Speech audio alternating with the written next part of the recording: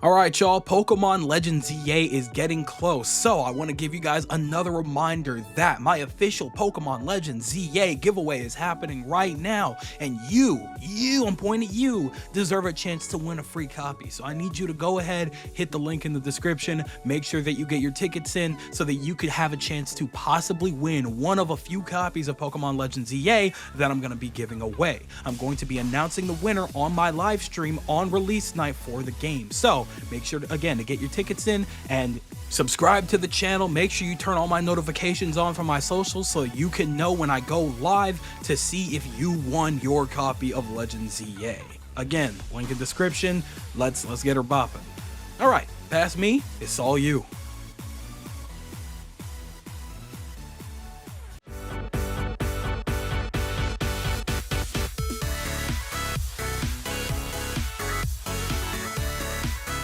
Just for clarity's sake, do the keys on Klefki's body open any lock? Huh. Hey, what's good, y'all? Soul here, and welcome back to the story mode. So, at the time of this recording, just a couple of hours ago, Pokemon officially dropped the overview trailer for Pokemon Legends EA. And if that's not an indicator that we are stupid close to this game, I don't know what is. That being said, with the game this close, I would not be shocked in any capacity if we didn't receive any more major trailers or any more major reveals for this game. Anything else we want to learn about or know about, we'll just have to learn about while we're playing the game. I'm pretty sure this is all we're getting. And in all honesty, that's totally fine with me if we don't get much else. I'm pretty sold on the game. I know that can't be said for a lot of people though. I have seen people express concern with the potential idea that they might be hiding a lot more that we don't know about, but like, wouldn't we want them to keep that a secret, right? Isn't that the entire idea? I don't know. We could talk more about that later. For now, I need to apologize because my previous video was supposed to be this video, actually.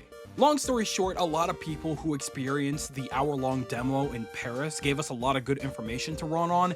Didn't think that would make for a full video, so I decided to make an entirely separate thing, but it actually turned out to be a perfectly fine video on its own, and if I added any more elements, that video would have been way too long. So here we are with the real final predictions for Pokemon Legends EA.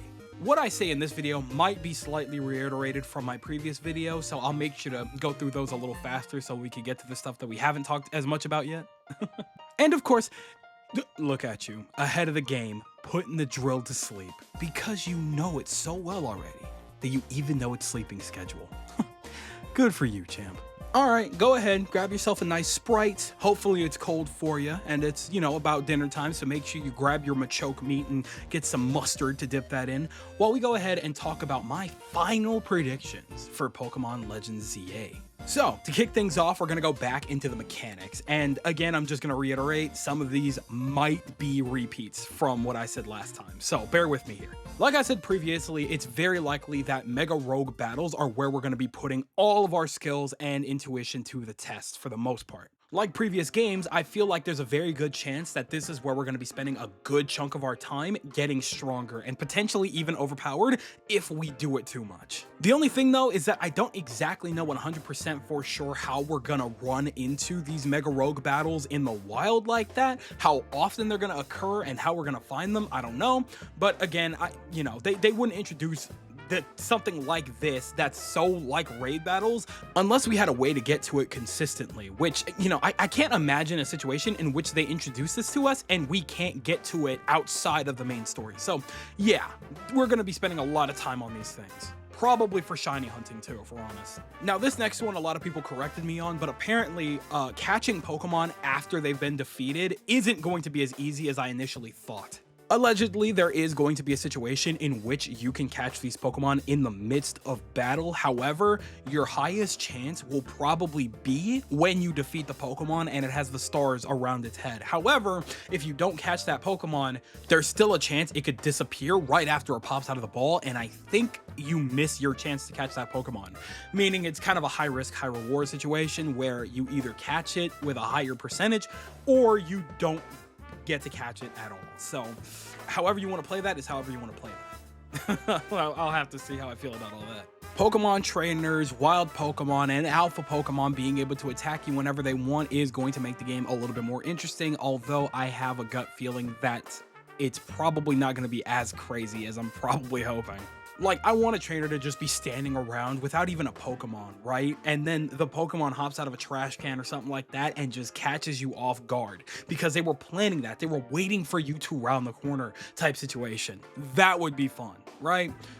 Unless, you know, you're on your second playthrough and you know the Pokemon is in the trash can, so you can attack the trash can first because you've got that insight now, you know? I feel like stuff like that would be really, really cool. I doubt it's gonna be anything even remotely close to that. But for the most part, still neat, still generally fun, and we're going to be abusing those challenges to get as much out of these trainers and Pokemon as we possibly can. So looking forward to that. I predict that plus moves are only going to be useful in the overworld battles, but when it comes to the Mega Rogue raid battles, they're going to be pretty much close to useless in terms of damage. We've seen the footage, right? We saw an Absol use Swords Dance like 2 times and then use a plus move. It didn't do anything at all. So yeah, no, they're not going to be helpful in the raid battles, but that's okay. They'll be helpful in the regular battles against other trainers and things like that. And honestly, that's fine. We're probably not going to be in battle nearly long enough to be able to mega evolve normally. So I can work with that. I predict that within the first week of the game, Twitter is going to be filled to the brim with people taking pictures of their Pokemon at the cafes that we're going to be stopping at throughout this game, because why wouldn't we? We're going to be there to show off our fits. We're going to be there to show off our cute-ass Pokemon. Makes plenty of sense, right? I also predict that if we're not careful, these cafes will drain us of our money. I don't know if they're going to give any stat buffs or anything like that with the food that we order. I really hope not, because that would be pretty overpowered. But regardless, unlike a Pokemon Center, healing here is going to cost money. So there's probably going to be more cafes scattered around, but in turn, you're probably going to end up spending a lot more money trying to heal unless you go out of your way to go hunt down a Pokemon Center. So yeah, the balance between these two things are going to be very, very interesting.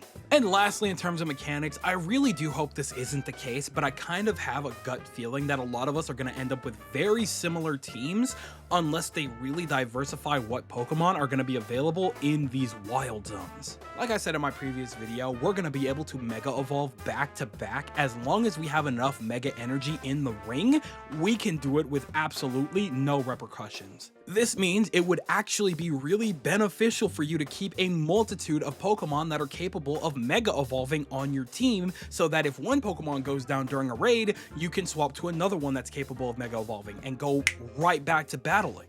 In turn, I see a situation where all of us are for sure sharing at least half a team for a majority of our first playthroughs, because man, who knows how available a majority of the Pokemon that can Mega Evolve are gonna be.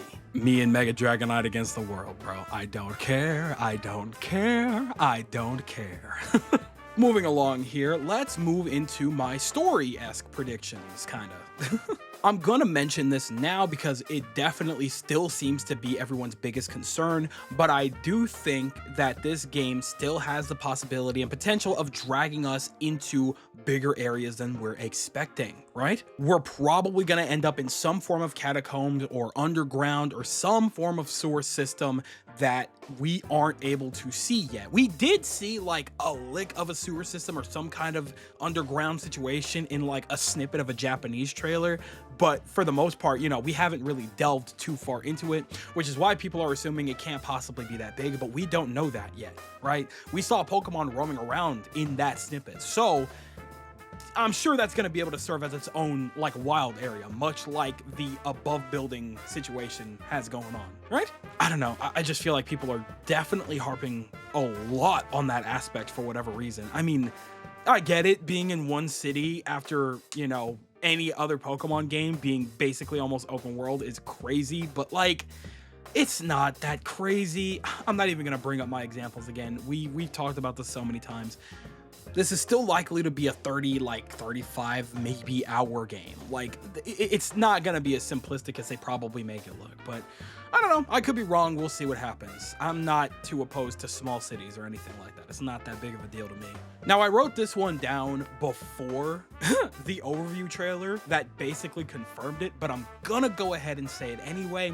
We're going to be recruiting people in Pokemon to assist in building up AZ's hotel to make it look nice, and people are going to be coming in to stay at said hotel because it looks a lot nicer and a lot prettier, even if it is in a more hidden area within the city.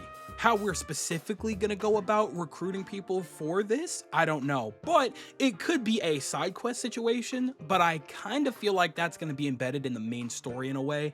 It's kind of hard to tell. I'm leaning towards main story stuff though, but we'll have to see about all that. But we're for sure getting a bunch of different grass type Pokemon, probably a very specific Victory Bell or something to help clear all those vines off of the outside of the building to make it look more presentable.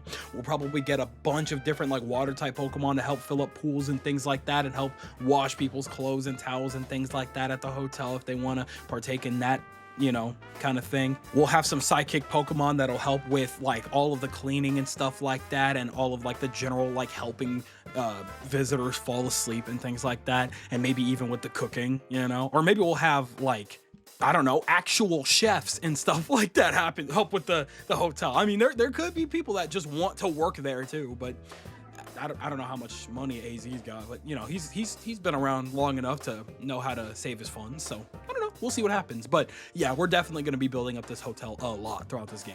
I have a gut feeling, somebody talked about this in the comment section a while back, and I just kind of wanted to reiterate my thoughts on this. I do feel like it is more likely that Zygarde is going to have more of a direct presence and influence on the story this time around. As we've seen from one of the demos, it is the thing that directly introduces us to Mega Rogue battles and things like that. So it's going to be very present this time around, and we're definitely going to have to help it out on whatever journey it's on, probably to get all of its energy back from Quizartico Inc. or something like that.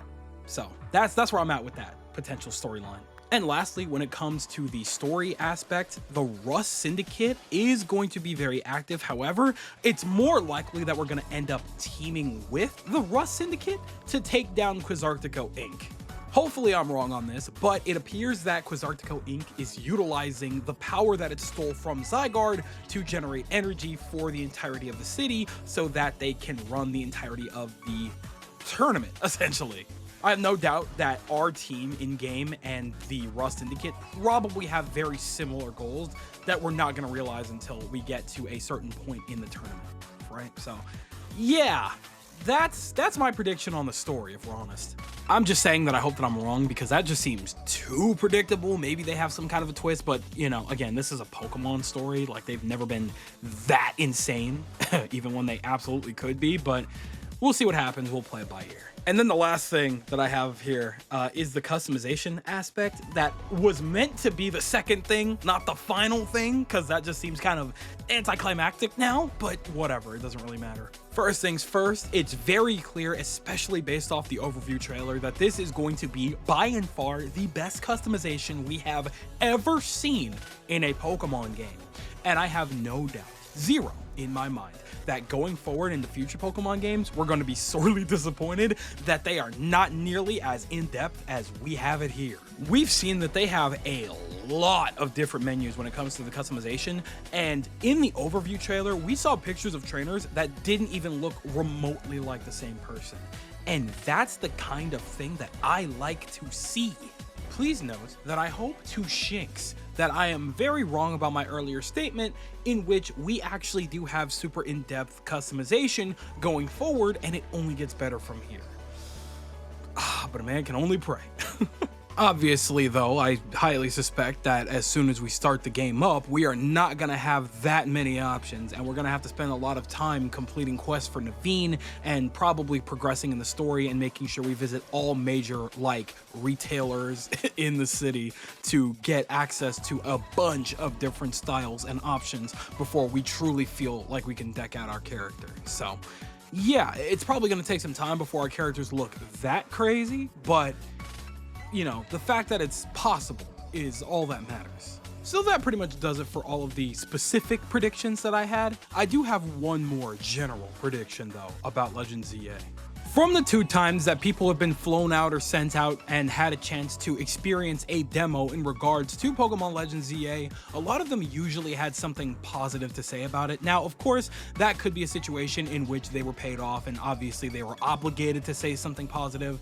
And, you know, that's totally, you know, expected of this industry at this point. You know, we've seen all the Borderlands 4 ads. We don't actually know if the game is good unless you've played it yourself. But in the case of Pokemon, it's usually a little bit harder to tell when people are being genuine or not with this franchise because, you know, again, in a situation where you're paid off, it's very easy to say something good or generally nice about the game you were paid to play, but, you know, it's really hard to say. So I think my final prediction is that this game does have a lot to offer, and it's going to be a lot of fun. It's not going to be perfect. As a matter of fact, it's probably going to have a lot of flaws. It's going to have a lot of people upset over certain things that could have been easily fixed with a little bit more time or a little bit more effort. There's a good chance that that story is probably going to be extremely predictable and kind of a letdown for a lot of people. The fact that it takes place in one city is going to burn a lot of people out because they can't stand the idea of looking at one environment all the time. And of course, a lot of people are going to be extremely against this new battle system, even when they get their hands on it, because it's not the traditional Pokemon that they love and grew up with. With all of that being said, I have zero doubt in my mind this is going to be the most divisive game in the entirety of the franchise. With so many high quality games coming out this year, it's gonna be a no-brainer that people are gonna fight tooth and nail over this game, and it's just gonna be a bloodbath. All over Twitter, I know it. But yeah, this is going to be a very, very interesting era for this franchise because this is going to be the game that really sets a precedent going forward of what Pokemon needs to change. I mean, Scarlet and Violet is definitely already that, but this right here, they have to lock in. They really, really have to have locked in for this game because otherwise, yeah, Digimon's going to be looking real good for a lot of people. So we'll have to see what happens. But, you know, overall, a Pokemon game being divisive and controversial, so it's another Tuesday or something, right? Whatever, man. It's going to be a very, very interesting time when this game releases. But I'm going to be playing the game, and I'm going to be enjoying it a lot. Hopefully everybody does too. But, hey, you know what? Maybe that's just me.